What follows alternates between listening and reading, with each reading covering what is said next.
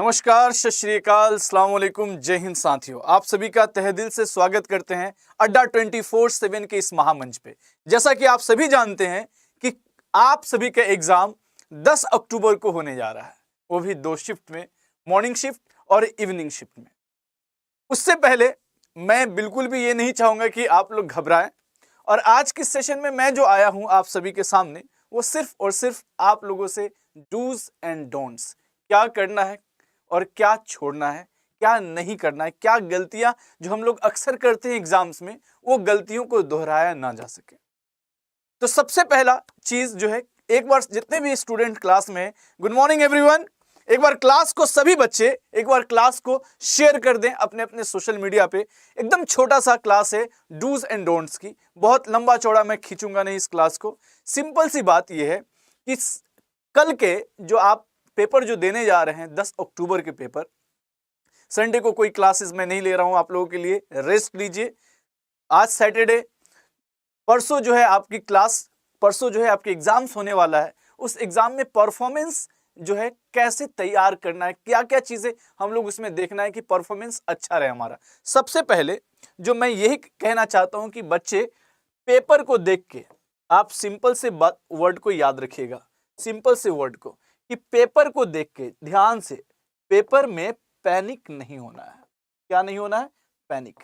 आप सभी जानते हैं बहुत सारे स्टूडेंट ऐसे होते हैं जो पेपर को देखते ही घबरा जाते हैं, ये नहीं आता है, ये आता है, या तुक्का मारने लगते हैं।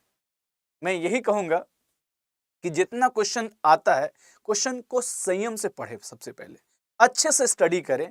और आज तक याद रखिएगा, पेपर ही डिसाइड करता है आपका, उस समय परफॉर्मेंस ही डिसाइड करता है कि आपका रिजल्ट बनेगा कि नहीं बनेगा। ये बात मुझे आप लोग को बताने की जरूरत नहीं है, आपको इतना बात पता है पहले से भी। बस सिंपल से बात याद रखना सभी स्टूडेंट। वैसे तो मैं paper first and paper second का लाइव जो है टेलीकास्ट करने वाला हूं, मैं सभी स्टूडेंट से डिस्कस करने वाला हूं कि पेपर कैसा था, पेपर में क्या क्या चीजें पूछी गई है।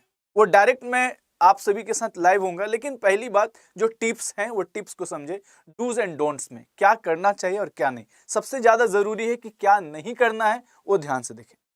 पेपर को जो भी स्टूडेंट इंग्लिश में करते हैं, ध्यान से इंग्लिश में बार बार क्वेश्चन को पढ़ें। अपनी जिंदगी में जितनी भी तैयारियां की है उन सब का अप्लाई उसी समय करना है। पेपर फर्स्ट, याद रखना, पेपर फर्स्ट जिसने बहुत अच्छे से इसको निकाल लिया, पेपर फर्स्ट में जो डीआई वगैरह जो होते हैं, आप सभी जान रहे हैं, 5 से 10 क्वेश्चंस डीआई के, जो 5 क्वेश्चंस जो 10 मार्क्स के हैं, वो अपने आप में बहुत डिसाइडेड रहता है। 10 मार्क्स अगर ढंग से किए, डीआई में तो गलती होने की चांसेस बहुत कम होता है। तो उन सभी चीजों को सबसे पहले करें जो आपको आता है। अच्छे से परफॉर्मेंस के बाद सेकेंड जो पेपर है, second paper that is called the history का पेपर जो है आपका, हिस्ट्री का सेकेंड जो पेपर है, इसमें आपको ऐसा क्या करना है जो आप मार्क्स गेन कर सके। सबसे पहले कि जो सवाल आपको नहीं पता है, कुछ ऐसे स्टूडेंट होते हैं जिनको 20% आइडिया होता है, किसी को 33%, किसी को 50 और किसी को 100%। तो पहले उन्हीं सब क्वेश्चंस को करने की कोशिश करें जो 100% आप श्योर हैं। 100% वाले क्वेश्चन को ही आप सबसे पहले करें। फिर कुछ क्वेश्चंस ऐसे आएंगे जो 50% में आप श्योर होंगे, तो 50% को बहुत अच्छे से, ये सेकेंड राउंड है, राउंड 1 में आप 100% वाले को कोशिश करेंगे करने की, राउंड सेकेंड में 50% वाले को, ये सेकेंड राउंड का है। आपके पास काफी अच्छा खासा टाइम होता है पेपर को करने के लिए। पहले वाली बात नहीं है कि टाइम नहीं मिल पा रहा है, ये एक्सक्यूजेज होते हैं, ये सभी अपने आप में एक तरह का एक्सक्यूज ही है। सिंपली मैं यही कहूंगा, फर्स्ट राउंड में 100% क्वेश्चन को करने की कोशिश करें जो 100% आप श्योर हैं कि इसका आंसर ये है। दूसरा चीज, जिसमें आप 50% श्योर है कि इसका आंसर ये हो सकता है मेजोरिटी में, और जो पहले, ये जो बता रहा हूं ध्यान से सुने, जो पहले क्लिक करे दिमाग में कि ये आंसर है, वही आंसर कीजिएगा। ये आप लोगों को समझा दे रहा हूं मैं, ध्यान से सुने सभी स्टूडेंट। जो पहले क्लिक करे दिमाग में कि ये क्वेश्चन का आंसर होगा, इसका मतलब आप वही कीजिएगा, ठीक है। दूसरा चीज, आप एक में 33 से लेकर 25% या 0% श्योर होते हैं, इसको राउंड थर्ड में रखेंगे, ठीक है। कोशिश करें पेपर के ड्यूरेशन में कि आप अपने आप को संयम रखिए, ज्यादा से ज्यादा जो है स्मूथ मूड में रहें और कम बोले। ये चीजें याद रखें। बहुत ज्यादा बच्चों को देखता हूं मैं कि इर्द गिर्द में कोई कैंडिडेट है, उनसे बोलने लगते हैं। जरूरी नहीं, आराम से कूल रहिए, एकदम कूल फील कीजिए, एग्जाम को संयम से दीजिए और ज्यादा से ज्यादा क्वेश्चंस को सही करने का एक ही तरीका है, आपकी संयमता। जितना शांत दिमाग से रहेंगे, हड़बड़ाना नहीं बिल्कुल भी। पहले ही मैंने एक वर्ड इस्तेमाल किया, पैनिक आपको नहीं होना है किसी भी कंडीशन में। आज जो सेशन में आया हूं मैं आप लोगों को बस एक ही चीज कहने कि पेपर अच्छे से करके आना। अगर इस साल नेट होता है तो हम आप सभी के लिए है ना, जीआरएफ के लिए, जीआरएफ नेट। अगर देखिए, मैं एक ही चीज कहूंगा कि दुआएं हैं मेरी आपके साथ, आप जाइए पेपर को फतेह करके आइए। लेकिन ये तभी मुमकिन है जब आप पढ़े होंगे। जो बच्चे नए नए हैं, जिन्होंने स्टार्ट किया हमारे साथ, इसमें कई ऐसे नए स्टूडेंट्स भी हैं, तो आप घबराइएगा भी मत। हमारा तो बैच स्टार्ट हो ही रहा है, बहुत जल्द हम लोग बैच जो लेकर आ रहे हैं उस बैच में जरूर ज्वाइन होने का। 17 अक्टूबर से मेरा बैच आ रहा है, 17 अक्टूबर से आप सभी के साथ नेट जीआरएफ की बैचेस में 17 अक्टूबर से लेकर आ रहा हूं। और ये बैच स्पेशल होगा उन्हीं बच्चों के लिए जो बच्चे जेन्युइनली कहीं ना कहीं असिस्टेंट प्रोफेसर बनने की सपना देखते हैं, उनके लिए टोटली डेडिकेटेड 17 अक्टूबर से। इतना ही नहीं, बल्कि आपको बता दूं, Y628 कोड है, इस वर्ड कोड का इस्तेमाल करके अभी से आप इंक्वायरी या अभी से एनरोलमेंट ले सकते हैं।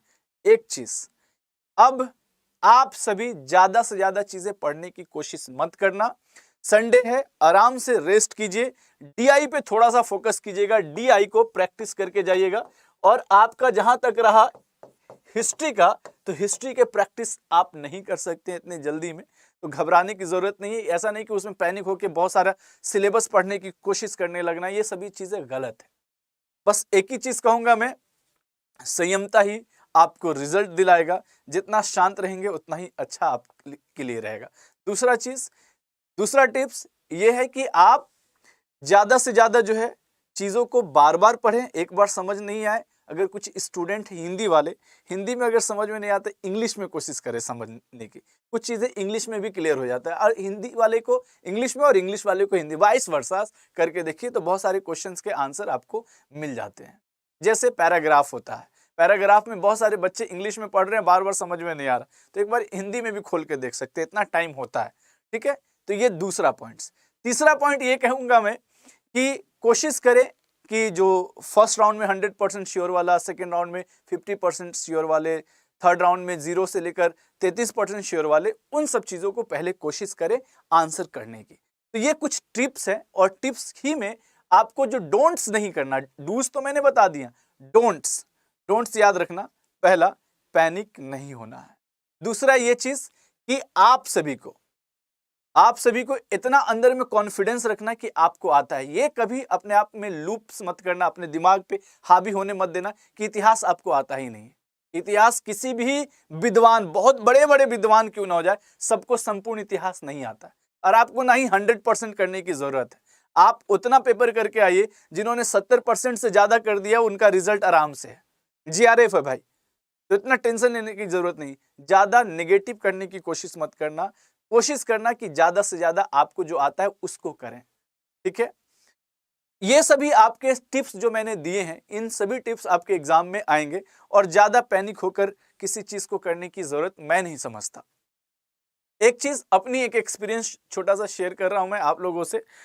इनिशियल स्टेज में मेरे को लगता था कि चलो भाई कुछ किताबें हैं, लूसेंट्स हैं जो बच्चे पढ़ते हैं कंपटीशन वाले, या आपके जो है कई ऐसी किताबें जैसे कि पाथफाइंडर है, पाथफाइंडर के अलावा भी बहुत सारे अलग अलग मतलब किताब, मॉडर्न का अगर मैं स्पेक्ट्रम देख लूँ, राजीव बहिर का, इन सबको पढ़ के सोचा था कि चलो कर लेते हैं। लेकिन इससे आपके नेट जीआरएफ में कोई फर्क नहीं पड़ने जा रहा। नेट जीआरएफ के लिए एक स्टैंडर्ड टेक्स्ट बुक है, उन टेक्स्ट बुक को पढ़ने की जरूरत है, जिसका मैंने एक वीडियो ऑलरेडी आप लोग के लिए बनाया था। और उन वीडियोस को अगर आप ध्यान से देखें तो उसमें मैंने बताया है कि कौन से बुक्स को प्रीफर्स करने की जरूरत है। अब तो आपके पास वो टाइम है नहीं, लेकिन जाते जाते मैं एक ही बात कहूंगा कि पेपर में संयमता ही आपको रिजल्ट दिलाएगा। और याद रखें, डोंट्स वाले जितनी बात बताया, पैनिक किसी भी क्वेश्चंस को देख के होने की जरूरत नहीं है। टफ क्वेश्चन है, उसको इग्नोर करके आगे बढ़िए, और जितने लंबे चौड़े क्वेश्चंस होंगे उसको ध्यान से पढ़िएगा, उसका आसान आंसर होता है, सबसे इजी वही क्वेश्चंस होते हैं।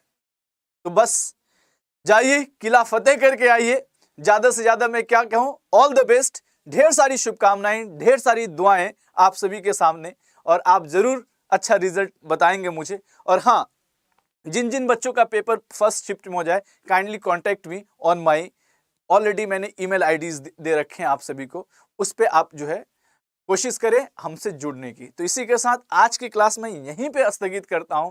Thank you all of you, thank you so much. Dos and don'ts, और हाँ, जो बच्चे नए देख रहे हैं क्लास को जरूर सब्सक्राइब करें, इस चैनल को ज्यादा से ज्यादा इस क्लास को लाइक करें और अपना प्यार यूं ही देते रहें। इसी के साथ अलविदा दोस्तों, thank you all of you, thank you so much. जय हिंद, जय Bharat, all the best and stay tune on अड्डा 24/7।